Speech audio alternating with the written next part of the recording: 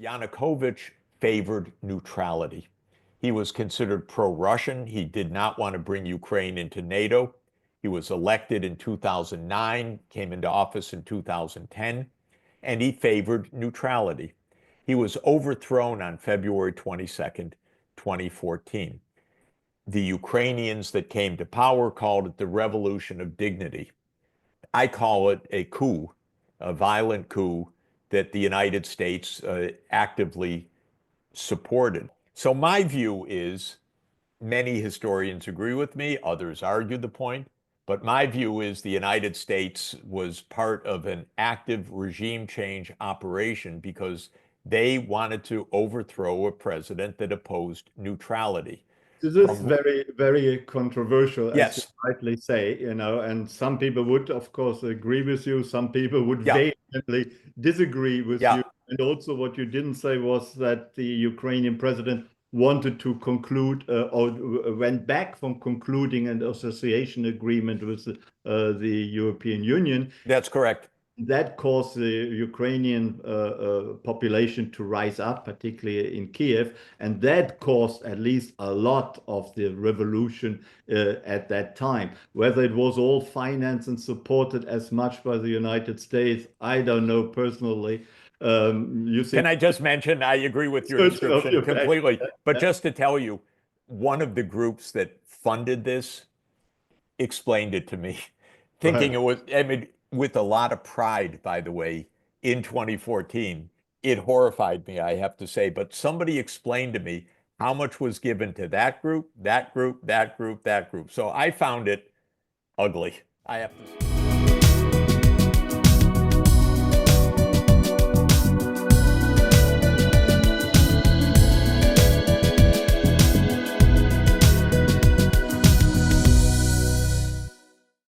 Good afternoon, everyone. I would like to welcome you to the Krasno Global Event Series. It is great to see that so many of you have joined us by Zoom today. I'm Klaus Larres, and I'm the Richdom Krasno Distinguished Professor of History and International Affairs at the University of North Carolina at Chapel Hill. I've run the Krasno Global Event Series since 2012, and as you can see, we are still going strong.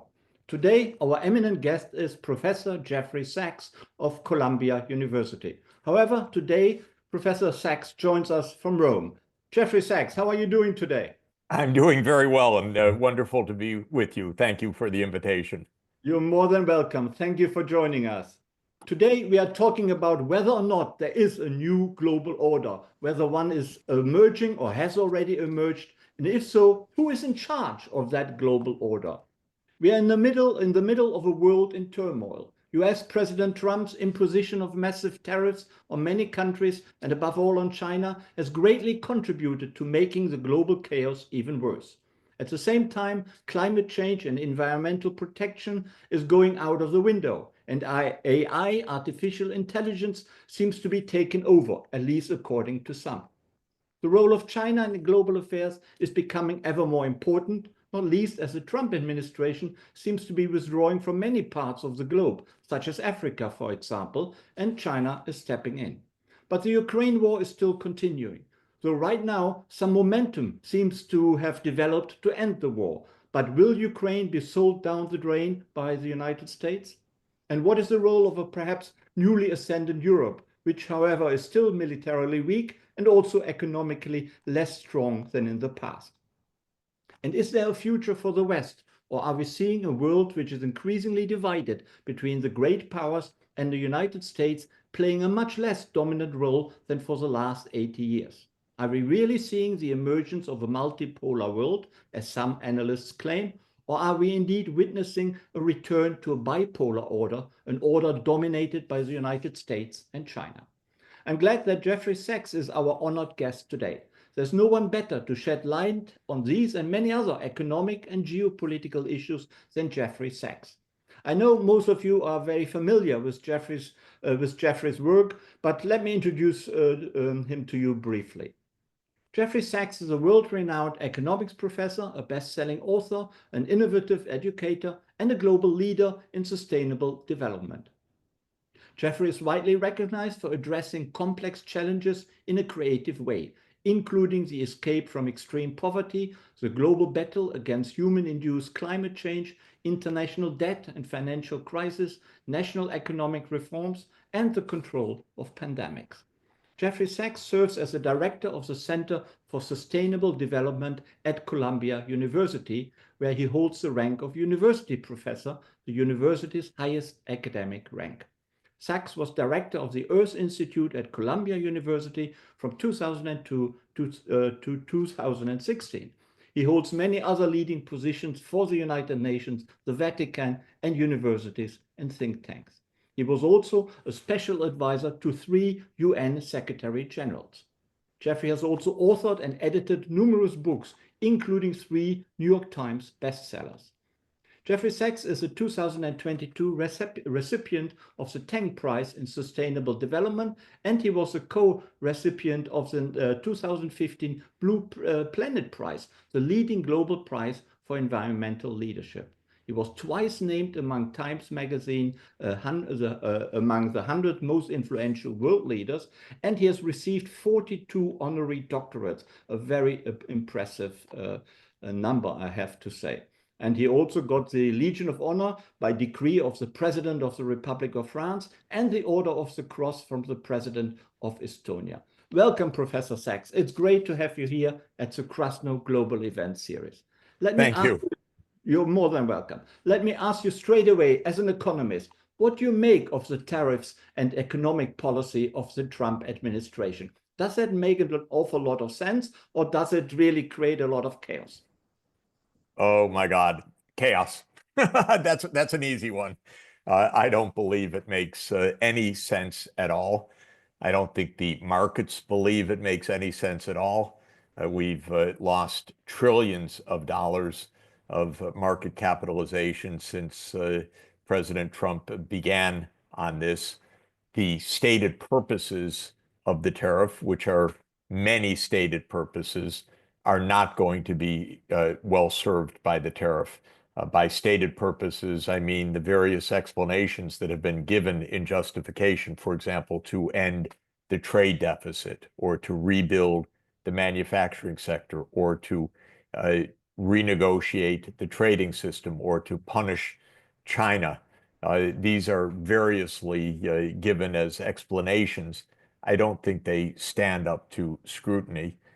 The international trade order, which is the global division of labor, we could say, is there because trade is a mutually beneficial activity, as Adam Smith taught already in The Wealth of Nations in 1776. History has borne that out. The United States has benefited from the open trading system. The developing countries have benefited enormously from the open trading system. Causing this kind of instability by breaking international trade relations will lower living standards in the United States if this is maintained. It will create many problems for short-term macroeconomic management by the Fed, which the Fed has pointed out and is the reason why President Trump has been attacking the Fed vociferously in recent days. They're just doing their job, pointing out that these tariffs are going to make matters more complicated. Because of that, do you see that the tariffs will actually have to be abandoned, that some compromise with the major trading partners in the world, like the European Union and China, will have to be achieved? Yes, that's already happened, because just in the first days of the so-called reciprocal tariffs, they were basically suspended because the financial markets began to react very dangerously.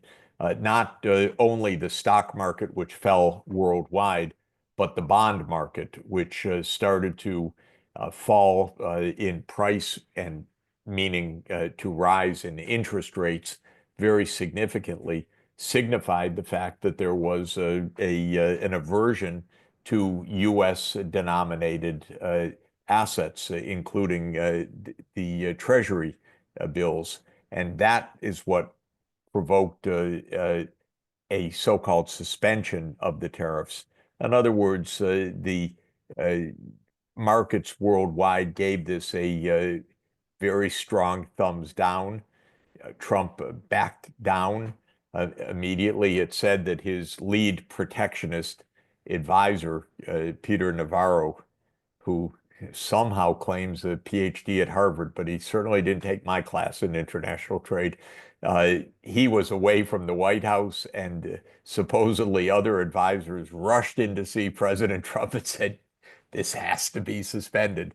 So he suspended these tariffs. There's lots of talk about how we're going to reach trade agreements with different parts of the world. I think all of it is to signify that the tariffs that were announced as these reciprocal tariffs are never going to really happen. But in the meantime, we're in a real trade war with China.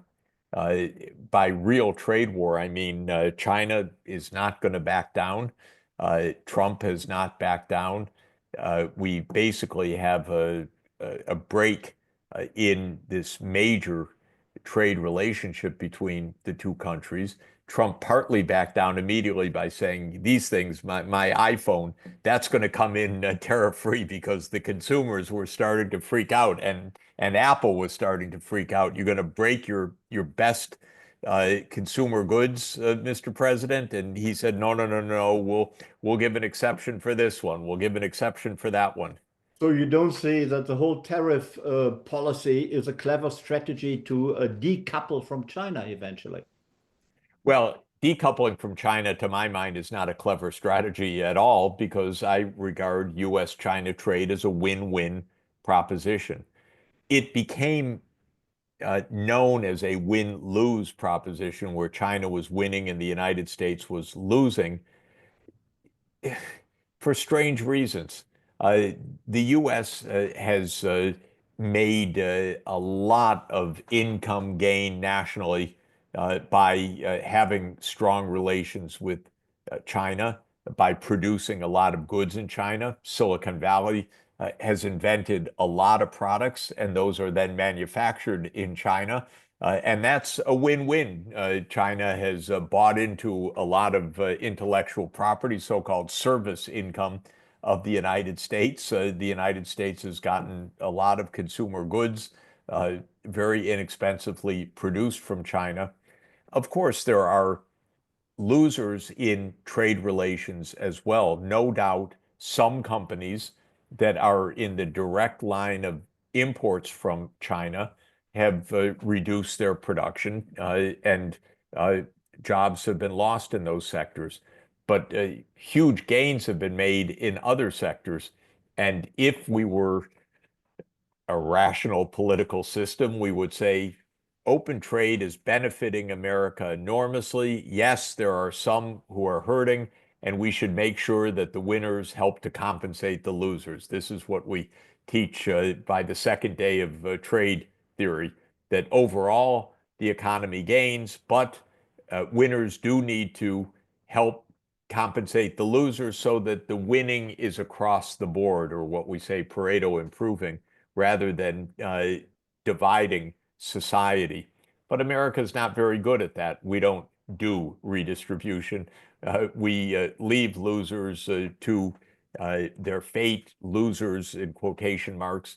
And Trump has Well, appealed to them in both the 2016, well, actually in all three election campaigns. And he won a lot of swing states in the industrial Midwest on the argument that you're being hurt from the outside rather than being hurt by our domestic policy shortcomings. but Uh, listening to Trump, he argues that the trade deficit with China, for example, but also with other countries, is of serious concern. The loss of manufacturing jobs in the United States needs to be addressed, and also some unfair trade practices by China and others about subsidies and unfair plagiarism and the pinching and stealing of international property and so on and so on. Does he have a point, or does he have no point whatsoever? he has a very funny idea, and the idea is that the trade deficit is a measure of cheating by other countries. Now, I'm a macroeconomist, and I teach what's called an identity. In other words, a statistical relationship that has to be, and that is that the trade deficit measures how much more we spend as a country compared with how much we earn as a country. And so if you go to the store and use your credit card and spend money you haven't earned to buy something from the store, you run a trade deficit and you run up your credit card debt. In Trump's world, you should be blaming that store for selling you things rather than saying, my God, maybe I should cut down on my indebtedness. I should watch my bank balance. I should not run up credit card debts. Instead, I should blame all the stores that I'm buying from.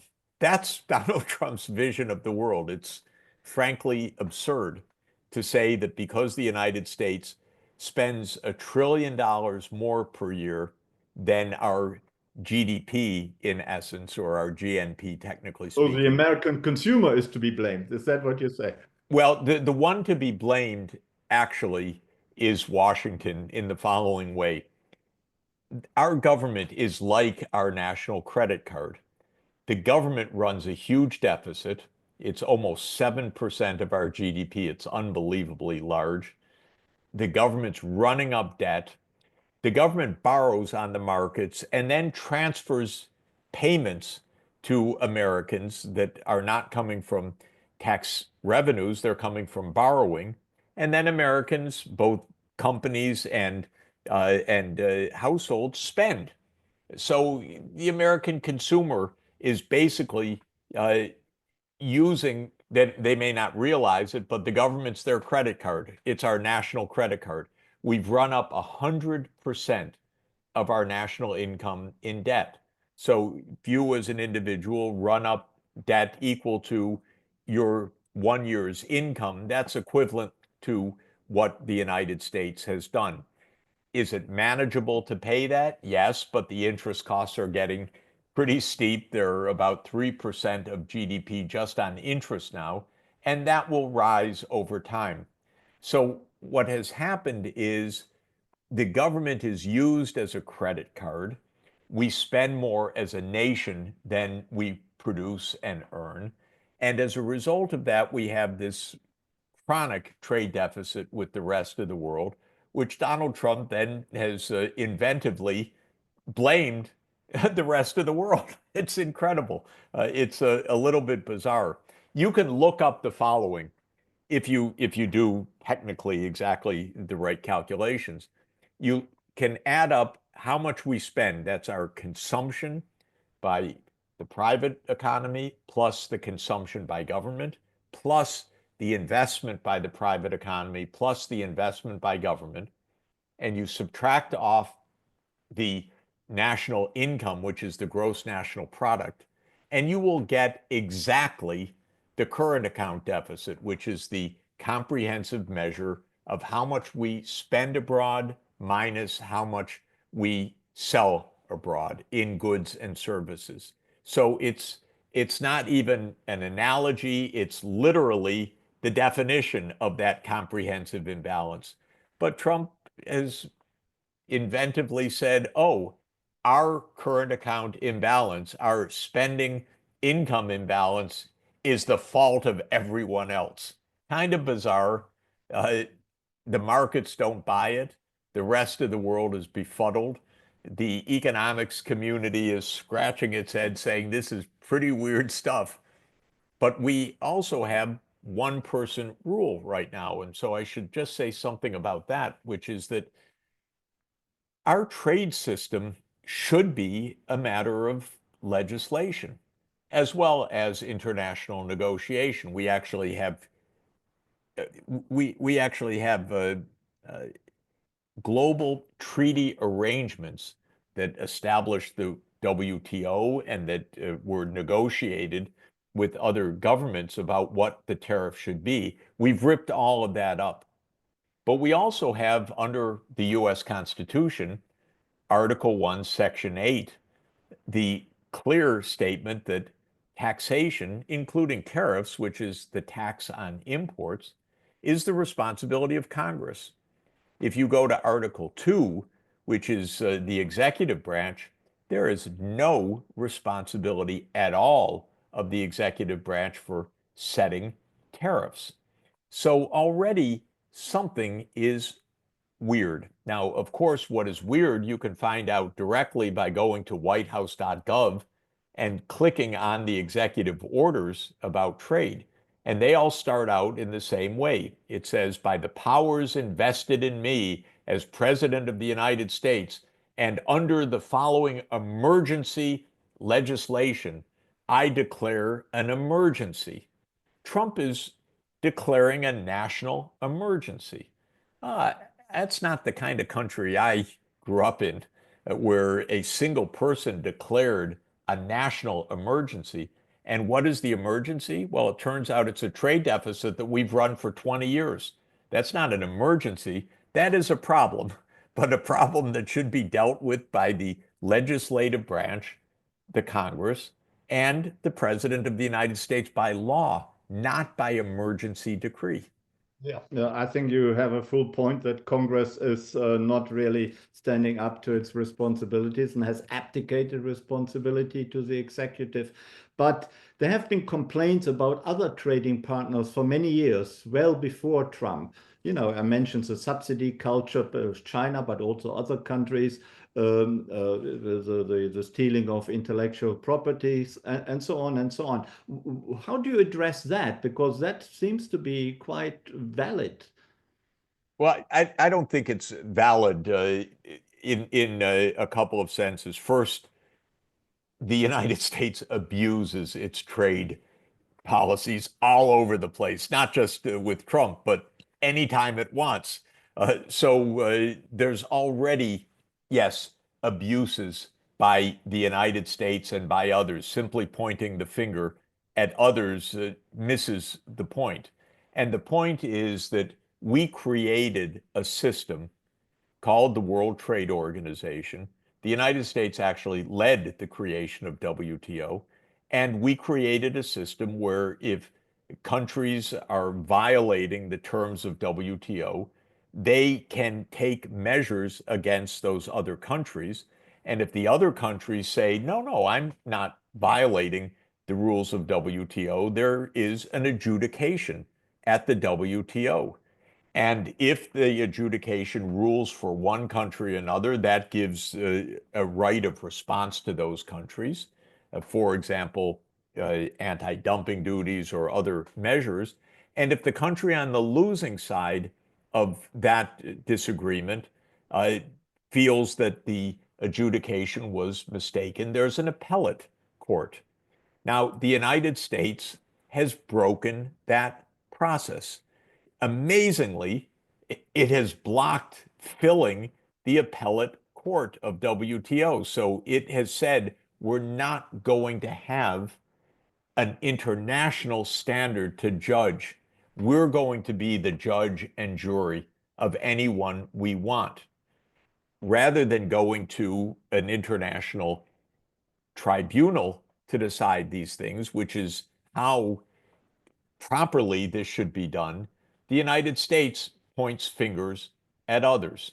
And this, to my mind, is seriously wrong. I often say, by the way, in many different dimensions of foreign policy, I subscribe to Jesus's foreign policy, if I may say so, because in the Gospels, Jesus says, "Why do you point to the mote in the other's eye when you have a beam in your own eye?" And of course, what Jesus is preaching there is don't be hypocritical. Clean up your own act. And this, I believe, is a general principle for keeping the world safe, but it absolutely applies to trade policy as well. We're very good at pointing out the mote in the other's eyes, but when it comes to our own actions, we don't even want to discuss it. And we certainly don't want a judge to judge. We want to be the judge and jury. We don't want the proper international procedures that we help to establish. We don't want to be judged. And that is a sign, in my view, that we're not abiding by the rules of the game. Thank you. Let's move on to some other geopolitical issues beyond tariffs and economic policy. The Ukraine war is still continuing. The Trump administration is now putting pressure on both Russia and Ukraine to arrive at a ceasefire, but they have done that for quite a few weeks now without much success. So today we hear the new momentum seems to have developed. You're quite critical of the Trump administration regarding its tariff and economic policy. Are you equally critical of Trump regarding its Ukraine policy? No, I think on this one, Trump has it right. And he said it in a very Trumpian way. He said, this is Biden's war. This isn't my war. This is a loser. I'm getting out of it. I don't want to be shackled with Biden's war. Now, you can unpack a lot of that. I thought it was Putin's war. No, yes. Biden didn't invade, I believe. It was Vladimir Putin who invaded Ukraine. Right. Well, you know, I take a different view of this because I've watched this close up for 35 years. I was on the economic advisory team of President Mikhail Gorbachev. I was on the economic advisory team of President Boris Yeltsin, and I was on the economic advisory team of Ukraine's president, Leonid Kuchma.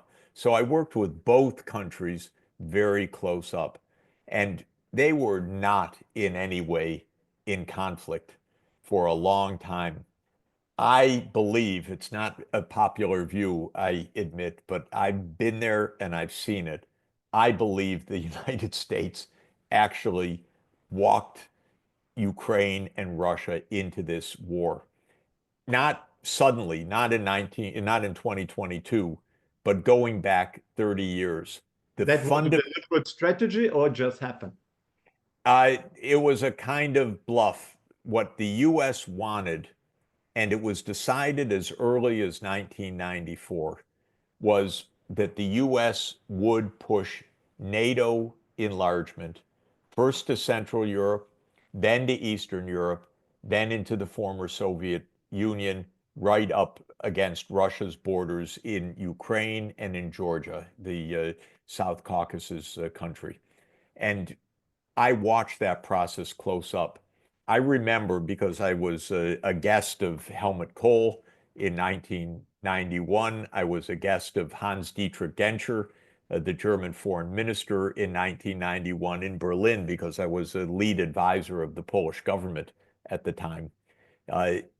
They promised to Gorbachev and to Yeltsin, NATO was not going to expand and it was not going to take advantage of Gorbachev's unilateral end of the Soviet military alliance, the so-called Warsaw Pact, which Gorbachev unilaterally ended, saying the Cold War's over, we don't need a military alliance aiming at the West.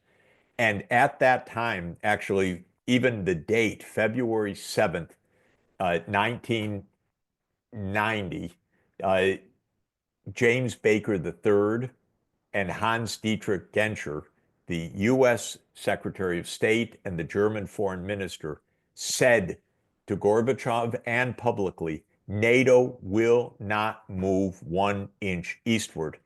And Genscher was asked at the time, well, do you mean, Mr. Genscher, not to move into the new eastern part of Germany, which is going to unify with the Federal Republic of Germany? In other words, when the German Democratic Republic would unify, or do you mean more generally? He said, I mean more generally, we're not going to move eastward.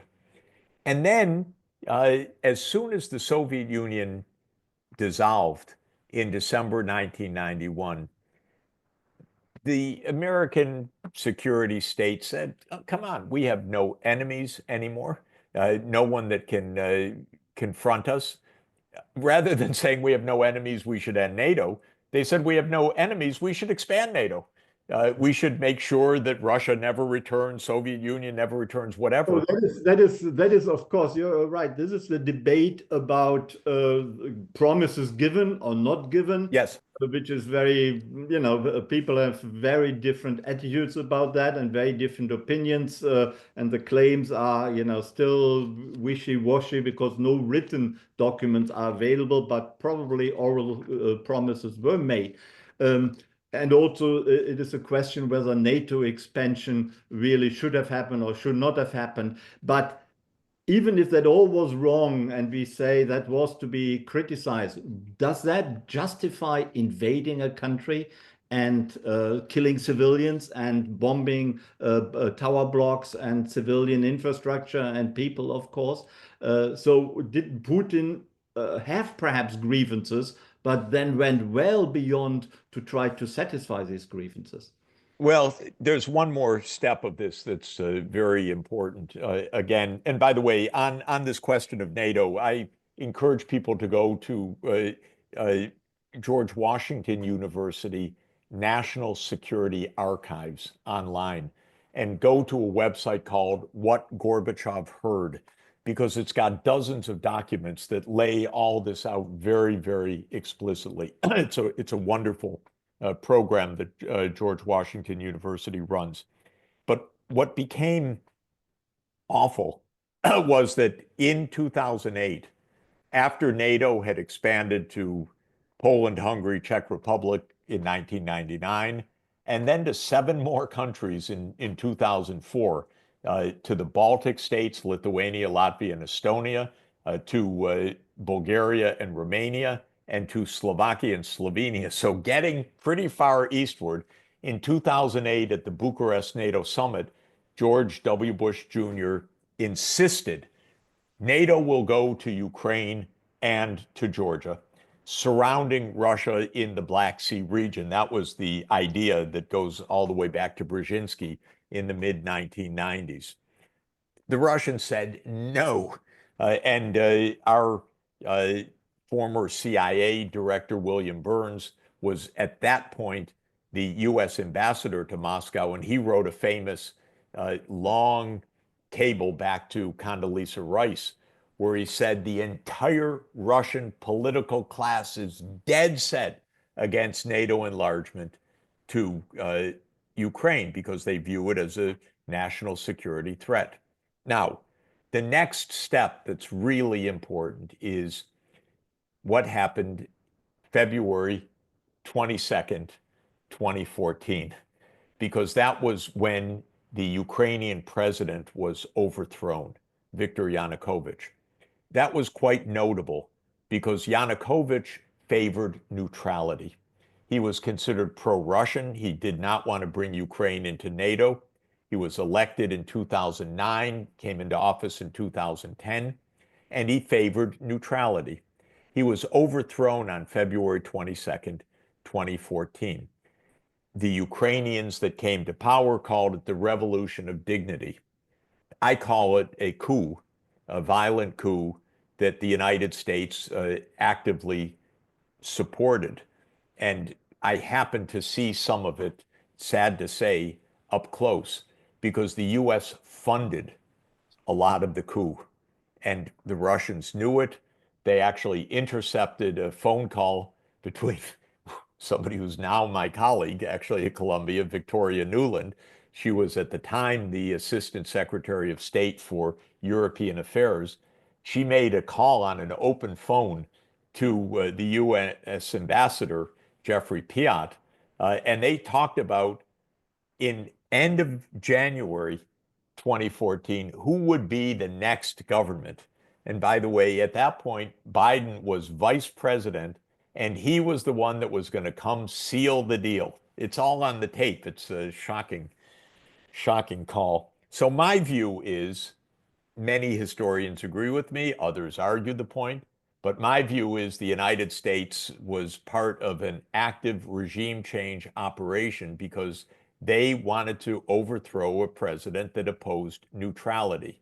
This is very, very controversial, as you Yes. rightly say, and some people would, of course, agree with you. Some people would Yeah. vehemently disagree with Yeah. you. And also what you didn't say was that the Ukrainian president wanted to conclude or went back from concluding an association agreement with the European Union. That's correct. that caused the Ukrainian population to rise up, particularly in Kiev, and that caused at least a lot of the revolution at that time. Whether it was all financed and supported as much by the United States, I don't know personally. You Can think I just mention, I agree with your description completely, but just to tell you, one of the groups that funded this explained it to me, thinking right. it was, I mean, with a lot of pride, by the way, in 2014. It horrified me, I have to say, but somebody explained to me how much was given to that group, that group, that group, that group. So I found it ugly. I have to just No, explain. no, even if that is all correct and all true, does that justify an invasion of Ukraine, as we saw with the takeover of Crimea in 2014 and the beginning of the infiltration of Russian soldiers or little green men into the Donbas, and then, of course, the full-scale invasion February 2022? Can that be justified by what you just described to us, or should there not have been other ways and means to resolve Putin's grievances? Because it was also clear that NATO wasn't about to attack Russia either, was it? Well, I think what Russia did with Crimea in March 2014 made perfect sense from Russia's point of view, because what the Russians thought, believed, and I think they were right, is now that this coup has occurred, NATO's going to grab Crimea. And Crimea is the home of Russia's naval base. And it has been the home of Russia's naval base since 1783. And Russia saw this as a game going on, and it was a game. The United States participated in this coup, and the idea, in my opinion, but based on my observations, uh, they were replaying the Crimean War scenario. Palmerston, who led the British in the attack on Russia in 1853 in the Crimean War, had the idea of pushing Russia out of the Black Sea. This was Brzezinski's idea, laid out in the Grand Chessboard in his book 1997. The Russians saw, oh my God, the Americans have just done another coup. Not the first time, there have been dozens of these operations. And we're not suckers, so uh, we are taking back Crimea. That part, I think, is No, indisputable. the Okay, Western reaction to the takeover of Crimea in 2014 was pretty, well, not too strong, I would say. It was I pretty agree. mild comparatively. And a lot of people argue that that mild reaction encouraged Putin then to fully invade Ukraine in February 2022. No, this I disagree with. Yeah, And, be and, that and as it may, what about the justification for the full-scale invasion of Ukraine? Despite all his grievances, despite what it looked like from the Russian point of view, of course, one has to see that, but does it really justify a major war in Europe and trying to shift borders by force and violence and to attack civilians? You know, all the yeah, terrible battlefield scenes we can still witness every day. it's a little more complicated even than this because of the following. In 2002, the United States unilaterally abandoned the anti-ballistic missile treaty. This was probably the single most destabilizing event in the 21st century for US-Russia relations. Russia thought, okay, the United States is abandoning the core principle of how we maintain deterrence. And was done unilaterally. In 2010, the United States started to put in, against heated Russian objections, anti-ballistic missile silos, the Aegis missile systems, first in Poland and then in Romania. In 2019, the United States unilaterally abandoned the Intermediate Nuclear Force Agreement. So, from Russia's point of view, what the United States was doing step by step was coming to Russia's border with the US military and its missile systems. According to Ray McGovern, the former CIA analyst, he describes how in January 2022, Blinken, Secretary of State, said to the Russian Foreign Minister, Sergei Lavrov, that the United States reserved the right to put in missile systems wherever it wanted, as long as the host country agreed, including Ukraine.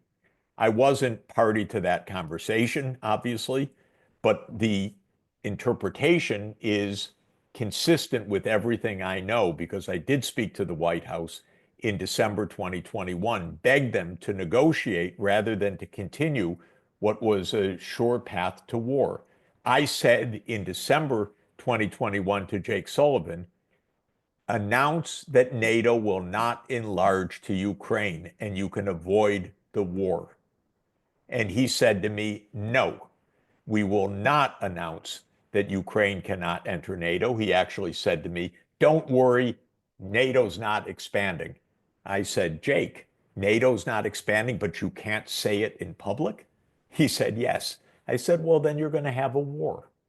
And in January 2022, when the United States refused to rule out even putting missile systems into Ukraine, and when there was a continued massive military buildup of the Ukrainian army, and this we really need to understand as well, because it became a several 100,000 NATO armed unit that was attacking the Donbas, as everybody, including the OSCE observers, say.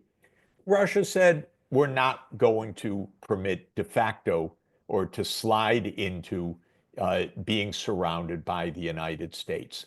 But So, don't you make okay, it? so You, I'm gonna answer your question the following way.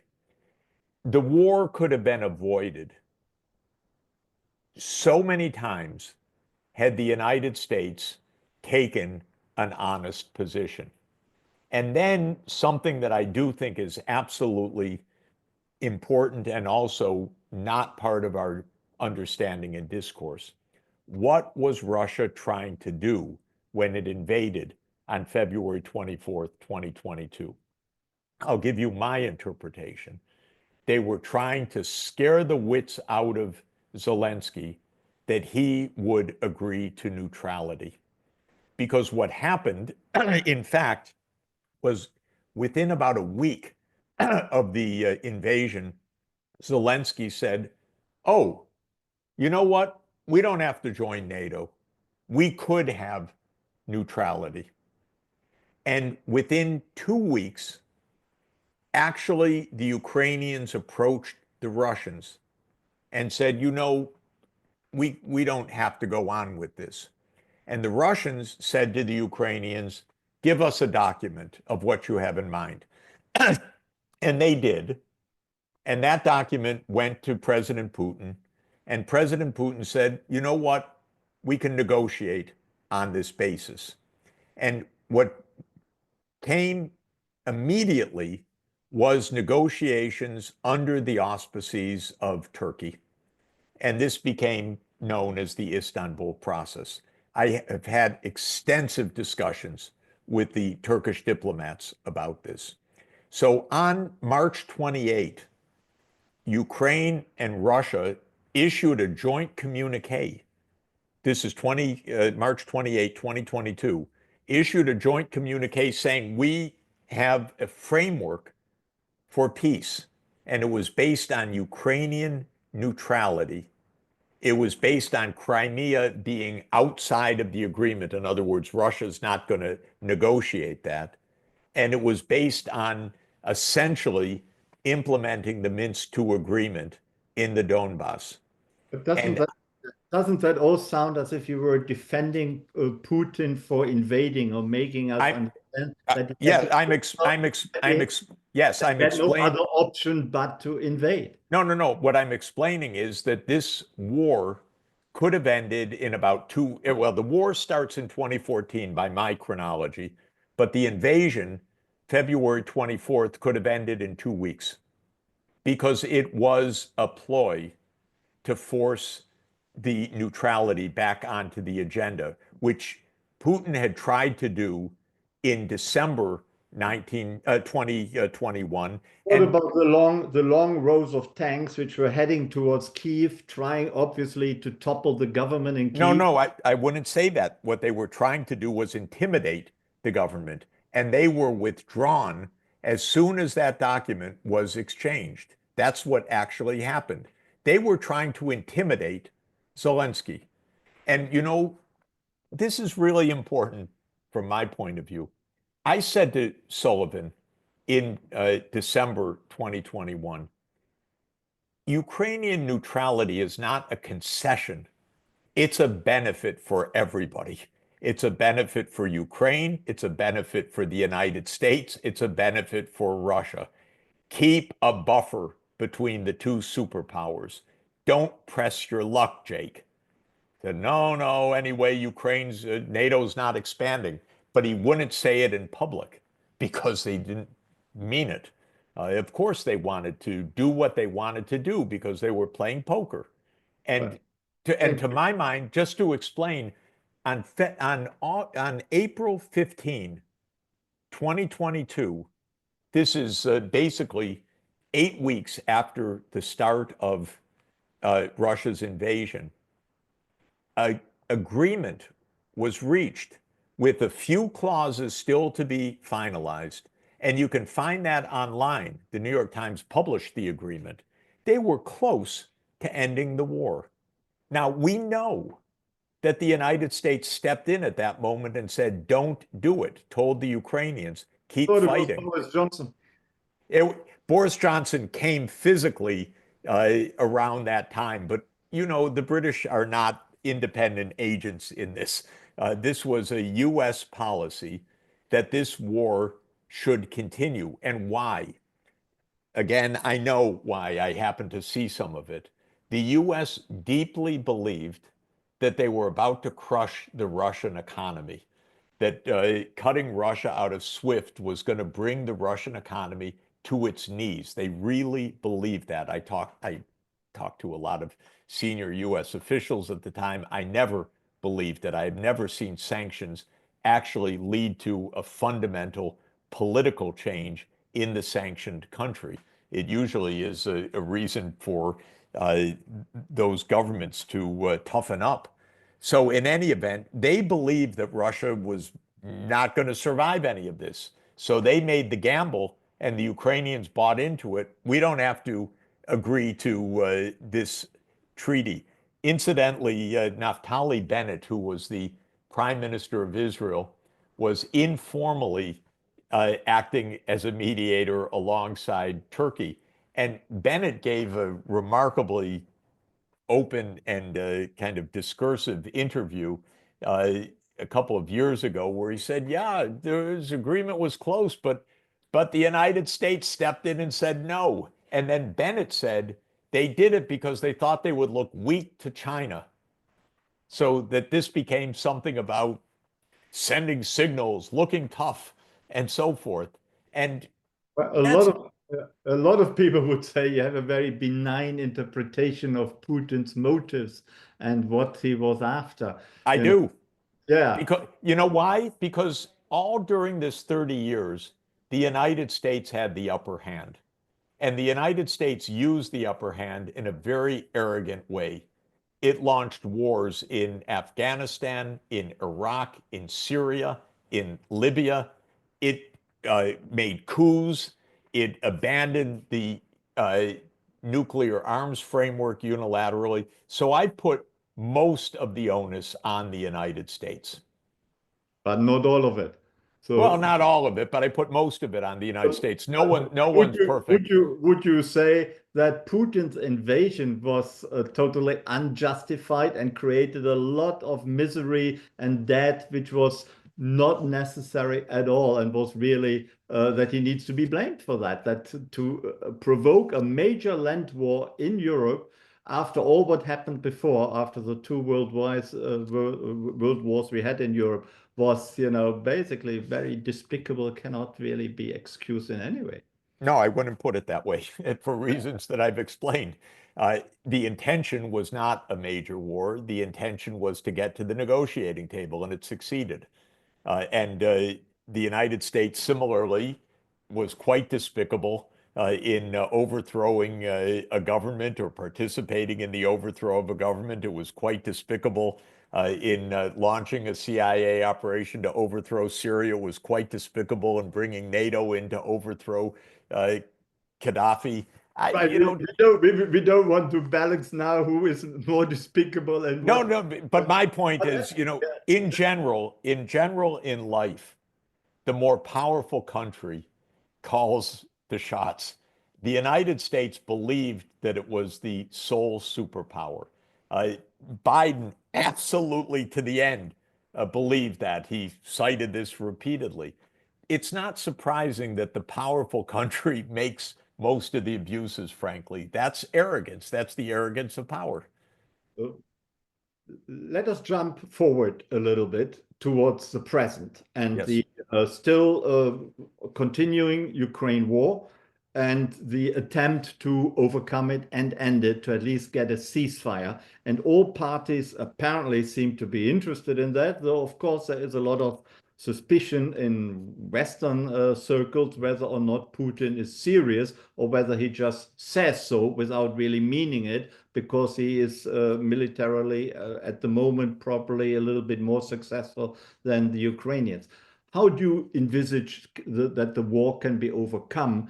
And should Ukraine really be the loser, losing territory, having to give up its natural resources to the United States to a large extent, while Russia probably will be unsanctioned? Would that all be the right way forward to you, according to you?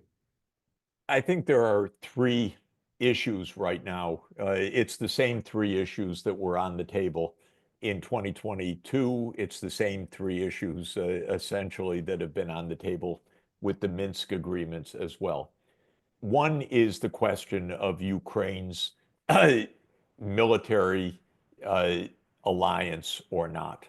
I have always believed that the only solution to this war is Ukraine's neutrality. I've always believed Russia will never allow NATO on its border, and that this should have been recognized in the 1990s. We should have But fulfilled. NATO is already on the border of Russia in terms of the Baltic states. Right, but this is a 2,200-kilometer border, including, crucially, Russia's Black Sea Fleet. And so this is hypersensitive for Russia. And so, and this is what Brzezinski knew all along, and it's what Lord Palmerston knew all along.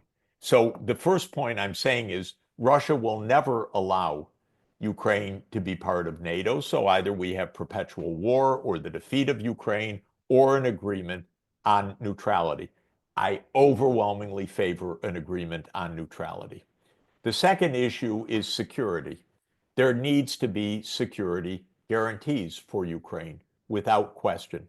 And but at the same time, it is absolutely also true there needs to be security for Russia. There needs to be collective security. For Russia, this means they don't want the CIA or the military or the missile systems on their border. And so that's the Russian point of view. The Ukrainians, we don't want to get swallowed by Russia. So there needs to be a security agreement. I think everyone agrees with that. The one point I personally would make is that it should be an agreement in the UN Security Council. This is the right place for it. Other countries, Germany or Turkey or India and others can join along with that, but this should be a UN Security Council security arrangement. So this is the second point. The third point is territory. And this is vexing, but it's part of the tragedy of this whole story. First, Crimea is never going back, and nor should it in one sense. The US played its hand, it blew it, it should never have done what it did, engaging in regime change. And Crimea, because of its fundamental national security importance for Russia is not going back. Then comes the question of the 4 territories claimed by Russia. And here, this is painful. It's painful because Russia made no territorial claims on the Donbas and certainly not on Kherson or Zaporizhia until the fall of 2022, never in 2014, never all the way through the Minsk agreements, not in the Istanbul negotiations. We did not annex these territories, partially 4 of them, before the war actually started. No, no, what had happened was these were the people's republics. They had broken away. And the idea that Russia was pursuing was autonomy for these regions. And that's the Minsk II agreement. And it's fascinating what the Minsk II agreement reflects. And I only understood this properly last year when I visited Bolzano in northern Italy, which is a region called South Tyrol, which is a German-speaking region of northern Italy. And it is an autonomous region in Italy, meaning that the central government of Italy does not control the governance of Bolzano. Bolzano does not pay the national taxes. It pays a kind of lump sum that's part of an autonomy agreement. And it came about because there was a German-speaking minority, an Austrian minority, that felt that it was facing discrimination by the Italians after World War II. It has a complex history, but finally it was agreed that it would be autonomous. Now, who knew about that model very well was Chancellor Merkel. She knew about it because she was very friendly with the politicians in South Tyrol, not surprisingly, given that it's a German-speaking population. And the governor, senior officials explained to me in detail last year that for Mrs. Merkel, Chancellor Merkel, the Minsk II agreement was modeled on the South Tyrol autonomy because Russia was not claiming territorial annexation. That only came in September, September 2022. It was not on the table beforehand. What was on the table was autonomy. And actually, Germany and France, under something called the Normandy arrangements, were supposed to be the guarantors of Minsk II, which was voted unanimously by the UN Security Council. And the United States and the Ukrainians decided to blow off Minsk II because Minsk II called for Ukraine to make a constitutional provision for autonomy of these 2 oblasts, Donetsk and Lugansk. And the Ukrainians didn't want to do it. And so they never did it. It was never implemented. So thank Oh, you. yeah. So how likely is it that these 3 points which you just outlined, which are, according to you, the best way forward, that will actually be done? So there's 2 paths right now, and I believe Trump had his word on this one, which I don't often do. But Trump says, look, either you accept the agreement that I'm putting on the table, or the U.S. walks away from this whole thing. The Europeans can do whatever they want, but Russia can continue to fight, Europe can continue to support Ukraine, but the United States is not going to be a part of this. And what the U.S. has said, apparently, we haven't seen the fine print, but it has said basically no NATO, some kind of security arrangement, though I don't know the details of it, and some territorial exchange, maybe up to the current contact line rather than the 4 full oblasts that Russia claims. We don't know exactly the details. Now, in essence, the U.S. is close, not far from the Russian position. Russia's saying, no, we need permanent neutrality. We need all 4 oblasts, and we need a security arrangement in which there aren't European troops, but are some other security arrangement. Would that not leave Ukraine in a very weakened status? Well, it depends. It depends what the details are. My view, my model actually for Europe in general is Austrian neutrality in 1955, where the Soviets went home. Austria declared neutrality. We won't join NATO. We won't join anything. And the Soviet Union never bothered them again. Austria became an incredibly prosperous, happy country, and to this day remains outside of NATO. I happen to like neutrality. I especially like neutrality that keeps the United States and Russia apart from each other, because I don't think superpowers should be in each other's backyards, period. Thank you. Thank you. Whether Austria has the same or not a lower importance for Russia than Ukraine is very much the question, I think, whether we can compare Austrian neutrality with the best way forward to Ukraine. I'm not sure even Putin would like that, and I'm not sure about other countries. I wanted to ask you many more questions, but we also have a few questions from the audience. If I can bring in Emma, could you ask a selected question and ask it, please? Yes. Dean Peterson asks, isn't it an issue that Russia can't be trusted to stand by a peace agreement? Ukraine talks about wanting a security guarantee to agree to peace lest they be invaded again. If Putin wanted peace on this agreement, you mentioned he could get it with Trump, but he keeps making many more demands. You could expand on that topic. Sure. I think the United States is the least trustworthy country from my experience. And that goes with the arrogance of power. The US walks out of one treaty after another. Russia does not. The United States walked out of the ABM Treaty. The United States walked out of the Open Skies Treaty. The United States walked out of the Intermediate Nuclear Force Treaty. The United States has overthrown about 100 governments and regime change operations.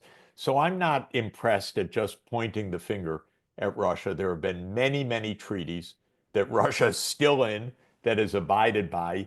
And I go with the dictum of President John F. Kennedy in his wonderful peace speech in June 10, 1963, when he says that great powers can be counted upon to observe those treaties and only those treaties that are in their interests. And so if we make a good treaty that is in Russia's interest and in Ukraine's interest and in America's interest, it will stick. Thank you. Sivan, do you have another question? Yes, along this same line, Papa Fernandez asks if it would have been acceptable for Ukraine to join the EU rather than NATO. Yes, I think the answer is yes. The issue, though, is the EU made a bad mistake in its modern history. It became basically the same as NATO, almost in formal legal terms. The EU-NATO relationship is not some independent, distant relationship. Being part of the EU is pretty much tantamount to being in NATO. Being in NATO is pretty much tantamount to being in the EU. And one of the saddest mistakes for the European Union is that it co-located NATO headquarters and EU headquarters in Brussels. And that's not a coincidence. They became the same thing. And that is where the problem was. We never had just a straight proposal to join the EU, never, because already in 2008, the United States was pushing relentlessly for NATO enlargement. And NATO fell into line because this is a US-led alliance. So your question, a good one, was never tested and never asked. The EU is militarizing, as some people say. They're developing their own somewhat stronger defense policy. Would that not be a concern to Putin? Would he really be happy with Ukraine joining the European Union in its new, stronger military form? I personally believe it's fine for Europe to have its own autonomous security and military, not to go marching off to war, but as a credible deterrence.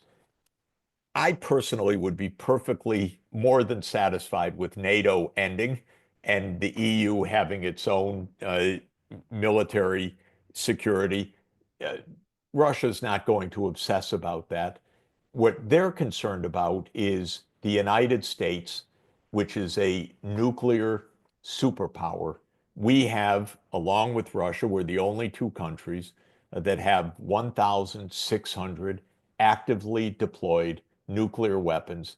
The United States has nuclear capacity and many other space technologies and so forth that Russia fears about a decapitation strike or other existential threats to Russia that the EU would not cause. So for the European Union to have deterrence, in my view, is fine. And I think whether I like it or not, NATO very well may not exist in 10 years from now in any event. Trump has little interest in it. And I think that Europe wants and needs some kind of strategic autonomy. I don't, where I fault the European leadership tremendously is that they should engage in diplomacy with Russia. They haven't even tried. They literally have not tried. They have not gone to Moscow. They have not met with Lavrov. They have not invited Lavrov to meet with them. They have not tried at all to have diplomacy for years. And right, and I take that. But we are talking about kind of all the time what the US should do, what the Europeans should do, and not wrongly partially. But isn't there something Russia should do as well? When you look at Eastern Europe, there's real anxiety about Russia, real or perceived anxiety. If you look at the Baltic states, they are seriously worried. Poland has pushed up its military defense, not because they like to spend money, but they feel threatened. Norway, Finland and Sweden have joined NATO, and there is general anxiety around. And that comes not out of nothing. You know, Putin in particular has gone into Georgia, into Moldova. He still occupies part of it. Then, of course, what we discussed was Crimea and the full invasion, and whether you try to explain that, that there are good reasons for all that, but there is still a lot of anxiety, and Russia is perceived as an aggressive country. What can the Russians do to actually reassure their immediate neighbors that they are not aggressive, that all that perception is totally wrong? So Putin needs to deliver something as well. And I think we haven't talked about that at all. We only talk about what the West can do. What can Russia do? I have to say, just you know, an example with Georgia. It's not that Russia was the aggressor to Georgia. It was the same story in 2008. I don't want to go into I don't want to quibble in details, but I watched Saakashvili provoke this disaster. I absolutely watched it close up. It was quite shocking. The guy was crazy in my view. I actually left a talk that he gave at the Council on Foreign Relations in New York, called my wife and said, "This man is out of his mind." That was May, and then the war came the next month. So Georgia, I don't put as an example of this. I mean, okay. We don't want to discuss Saakashvili here. I know. The Russians still occupy two parts of Georgia. They could have withdrawn. Okay. In the meantime, yes. Okay. What I believe, absolutely, there should be diplomacy. And one of the things I've always said to the Europeans is, you're worried about Russia? Okay, understandable. Ask Lavrov the very question that you just asked me. What is the security for the Baltic states? I'd like to hear from Lavrov. He's an extremely intelligent person. What are you going to say? You've given a good challenge. That's an absolutely appropriate thing to ask the Russian side. How can we trust you? Why should we trust you? What kind of security arrangements should we have? Now, let me say something about the Baltics, by the way, because all of this requires, you know, detailed context. Latvia has a 25% Russian population. Estonia has a 20% Russian population. Lithuania has a 5% Russian population. You would think, I would think, that being on Russia's border and with a substantial Russian minority population, you would take some prudence, you would take some care. And again, I want to explain where I'm coming from. I advise the Estonian government. I help them. I have a high national award from Estonia. I like these countries. I'm no enemy of any of these countries. I've worked with all of them. But they are cracking down on their Russian population. They are outlawing education in the Russian language. They are cracking down on the Russian Orthodox Church. The president of Latvia literally posted, Russia must be destroyed. He posted that. Russia delenda est, playing on Cato. You kidding? Come on. Let's be grown-ups. Let's sit down and seriously ask the question, what can we do for collective security? It's a very good question. I think there's a lot that can be done. I'm a huge fan of the OSCE, by the way, or used to be when it existed, which is very different from NATO. It's got a completely different concept. The concept is of collective security. The concept is you don't join a bloc that threatens your neighbor. So in any event, I think your question's an absolutely fair one. The Russians say things, they don't get reported. I would like the Europeans at least to try. Has Kaja Kallas gone to the High Representative Vice President? Has she gone to Moscow to talk to Lavrov? No. Has she invited Lavrov to Brussels to speak with her? No. Why not? That's what diplomats are supposed to do. I love diplomacy. I like talking with each other. Thank you. Emma, do we have another question? Yes, heading back in time, Svetlana Savaranskaya asks, in 2000, Putin mentioned to Clinton that Russia wanted to join NATO, and Clinton spoke approvingly of the idea. If Gore had won and there was no war in Iraq, was there any chance of even some kind of associate membership for Russia? What was the impact of the Iraq war on the global order? Yes, so excellent questions. But Putin said something in an interview in Le Figaro in 2017 that I think is really smart and interesting. He said, presidents come into office with ideas, and then men in dark suits and blue ties come and tell them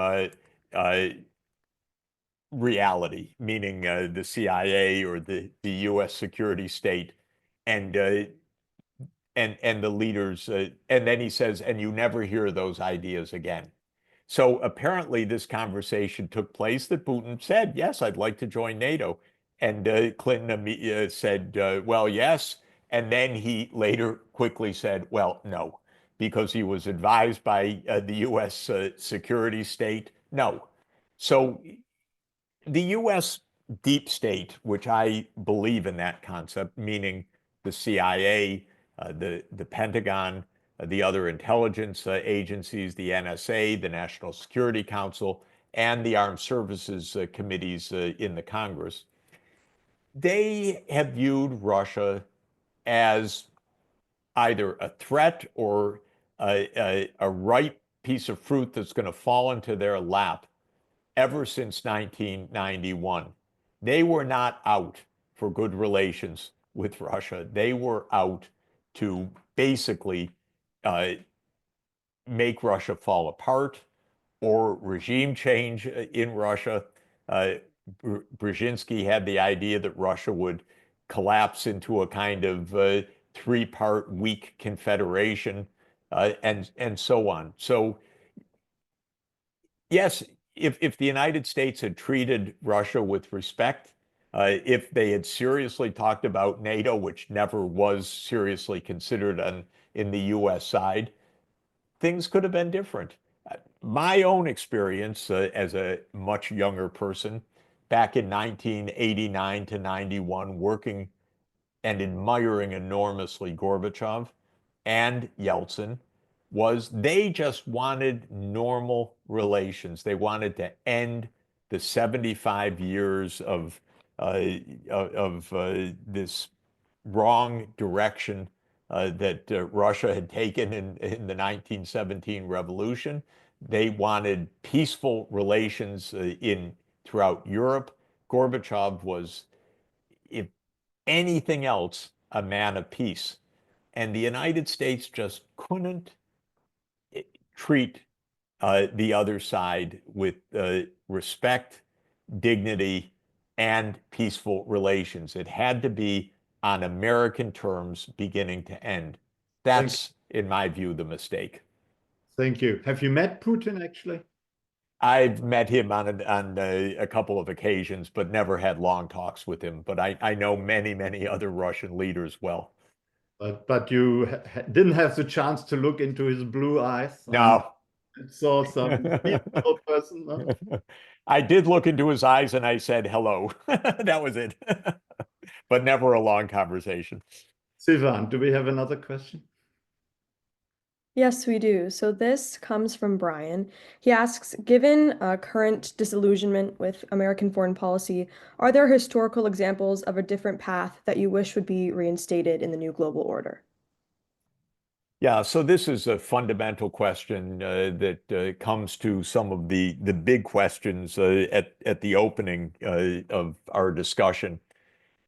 I think we are in a new era, and that is that, and Secretary Rubio said it early on as in his position as Secretary of State, that we are now in a multipolar world.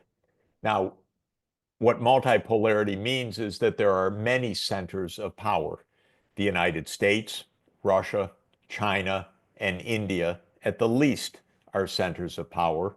If Europe ever gets its act together, it would certainly be a superpower. Right now, it's a divided 27 countries, but it's a $20 trillion economy and a very sophisticated economy. So it would be, and with a nuclear, with nuclear arms in France. So it would be a superpower too. I think we've been multipolar for a long time and that the United States exaggerated its power for a long time.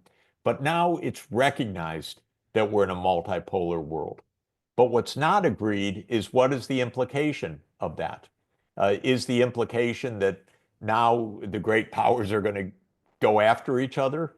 Is the implication that they're each going to respect their own turf, but act like bullies in their own neighborhood?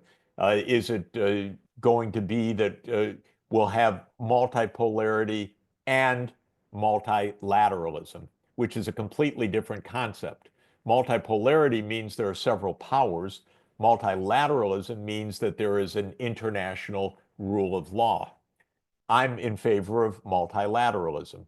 I work for the UN. I work with the UN. I believe in the UN. It's extremely weak. I would like to see it strengthened.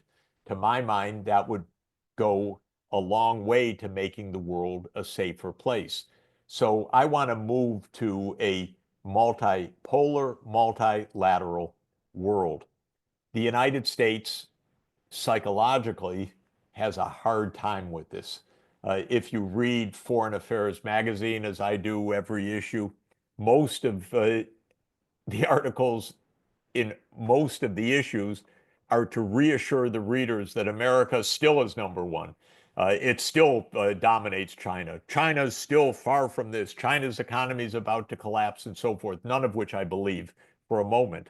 But I think the United States psychologically, in our ideology, we have been we've been the leader for a long time. This is the American century.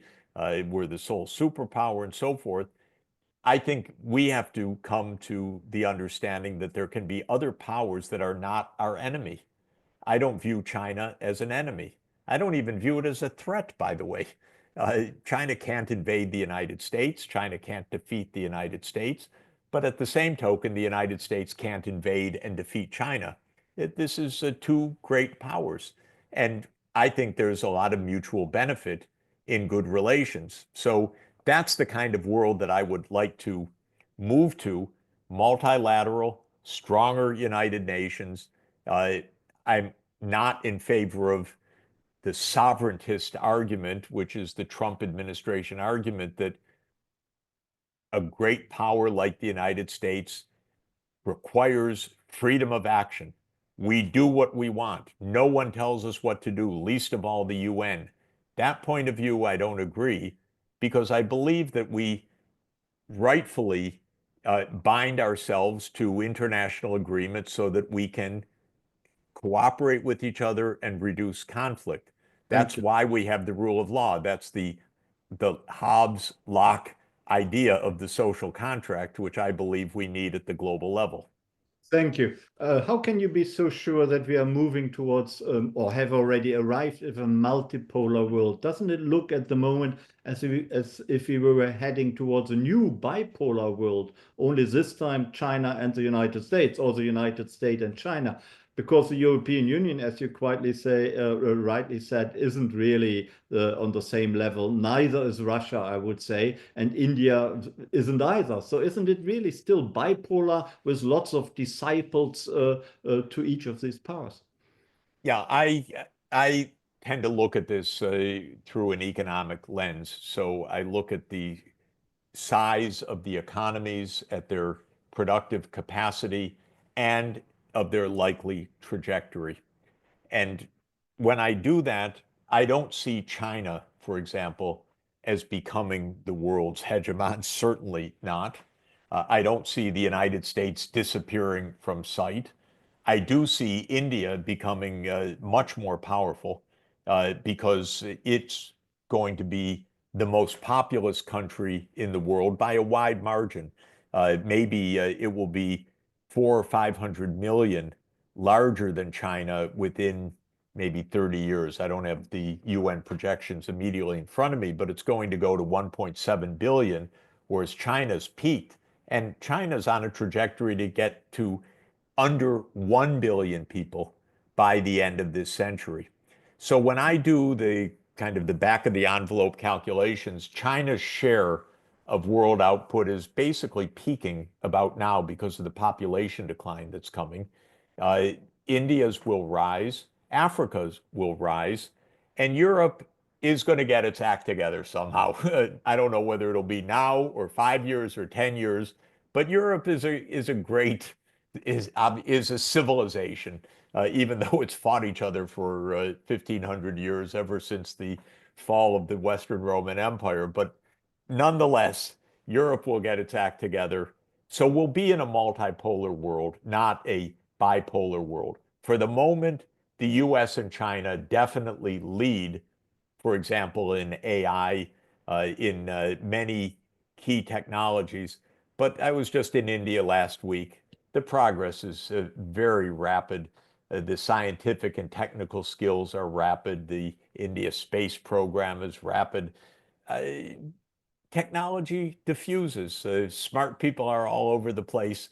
If there's peace, there will be what we call economic convergence, which is that the poorer countries will grow faster than the richer countries. Talk to us briefly about how you see the China-US relationship. You know, in the US, there's still lots of anti-China hawks around, and also in China, the suspicion of the United States is pretty high. Absolutely. And so how is that going to develop? Do you see military conflict, or do you believe military conflict, for example, about Taiwan can be avoided successfully? First, from a kind of normative point of view, I do not view China as a threat, as I explained. And I do not view trade with China as a losing proposition from the United States point of view. I view it as a win-win for China and the US. I've been going to China now for 44 years. I've watched the development. Chinese people have worked extraordinarily hard and long hours. They've educated their young people. They have built tens of thousands of kilometers of modern infrastructure. They've saved at extraordinary rates. In other words, they've worked very hard for what they've achieved. I admire it. I admire Chinese civilization. And I think we would do well to have good relations with China. Is that the way things are going right now? No. The United States views China as, in Graham Allison's description of the Thucydides trap, as the danger of a rising power coming to claim America's crown. Of course, I don't view the world that way. I don't think there's one crown. I think there's one planet, and we ought to cooperate on it. But if you're really obsessed with the question of who's number one and who's number two, well, then China looks like a threat to you. So the United States views China as a threat. And this can become a self-fulfilling prophecy. Uh, John Mearsheimer, who I regard as a really great political scientist and a very dear friend, says, yes, as China rises, conflict with the United States is inevitable. He doesn't mean violent conflict inevitable, but he says it's possible. And I said, John, but it's a self-fulfilling prophecy to say that. And he said, yes, that's right, Jeff. I said, John, why do we need a self-fulfilling prophecy of conflict? He said, because that's how the world is. His book is called The Tragedy of Great Power Politics. I refuse to accept tragedy as our baseline. I want cooperation. And I want us to consciously aim at cooperation, but first to tone down the fear mongering. I would like some American congressman to get a passport and go see China and understand it a bit rather than just railing against it in Washington. Thank you. We have a few minutes time if you are not exhausted yet, Jeffrey. Can I ask Emma to ask the next question, please? Yes, on the note of China, Andrew Pruden asks, China beats the US in many national security industries, for example, 90% of all global shipbuilding, and the US is no longer capable of acting as the arsenal of democracy in a future great power war. If tariffs are not the key to revamping US industry and manufacturing, what steps can the US take? Not to go to war. This is clear. We shouldn't think that we're preparing for war. We are absolutely as safe as a country can be in this world with, as Donald Trump says, two big oceans and a nuclear arsenal and a powerful military. We're not going to be invaded. China could not invade us. China could not defeat the United States under any circumstance.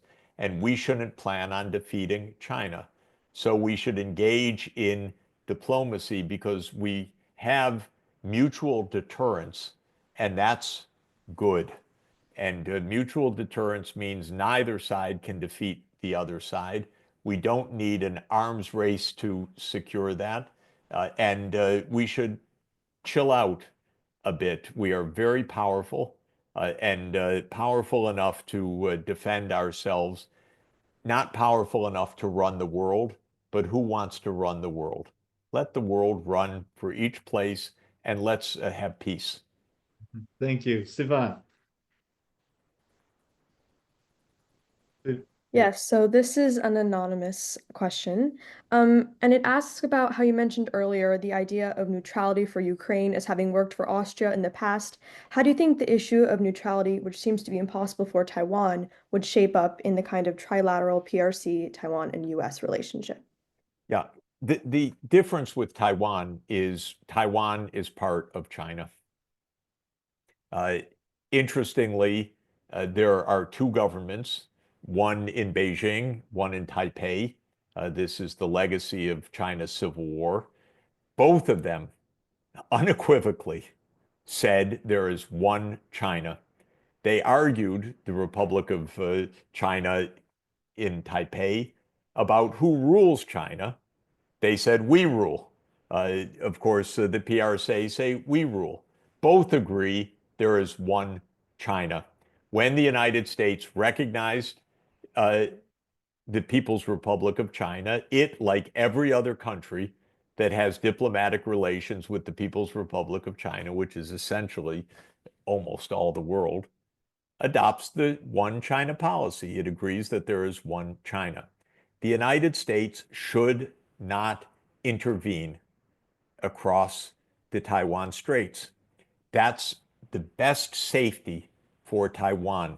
Ironically, it's analogous structurally to all the problems I was discussing about Ukraine. if the United States says to Taiwan, we protect you, we defend you no matter what, and some Taiwanese president or politician says, okay, then we're independent because the United States has our back, there will be war. If instead there is prudence and there's no independence declaration, there's no attempt from the point of view of Beijing to break up China, then there will be peace. The best way to protect Taiwan, it's a little ironic, but it's the same as what happened in Ukraine. The best way to protect Taiwan is for the United States to stop its meddling and especially to stop shipping armaments to Taiwan. China would lose enormously if it invaded Taiwan. And it won't invade Taiwan unless Taiwan declares independence, in which case it will invade Taiwan. And that is the basic structural situation. The United States should not provoke a disaster. Once again, a very controversial view that the US should not provide weapons to Taiwan. I think it's the most safety we could give to Taiwan. Strategic ambiguity is still the policy you would endorse, I take it. I don't agree with that. I don't agree with ambiguity as being helpful at all. I believe in clarity. And I believe the United States should say clearly, we believe in one country, one China policy. We believe in peace across the straits. We would regard a Chinese military action against Taiwan as being disastrous for China, for Taiwan, and for the world, and we strongly oppose it, but we do not interfere by shipping weapons to Taiwan. The one China policy is official American policy, isn't it? It is, but it's not treated that way. Or it's, this is why the ambiguity, to my mind, is not so clever. I would just be explicit. Okay, thank you. Can we take two more questions and then we have to go because you must get tired? Maybe one more, if that's okay. One more question. Emma, would you be so kind? Jumping back to an earlier discussion on tariffs and the Fed and criticisms with the Trump administration, will Trump succeed in replacing Jerome Powell before his term ends in February 2028? Given the GOP's current majority in the Senate, would it make sense for Trump to try to replace Powell before the 2026 election, since the Senate would have to confirm his nomination? If not, who is he likely to nominate to replace him in 2028? Well, very good questions. Let me just say that the Fed's independence is important, and it's very important that we not have one-person rule in the United States. So if the president can set tariff rates, if the president can start or stop wars by himself, if Congress abnegates all responsibility, if independent agencies like the Federal Reserve lose their independence, we lose a lot of the functioning of our system, which, going back to the brilliance of 1787 in Philadelphia, was based on checks and balances, which I continue to believe in.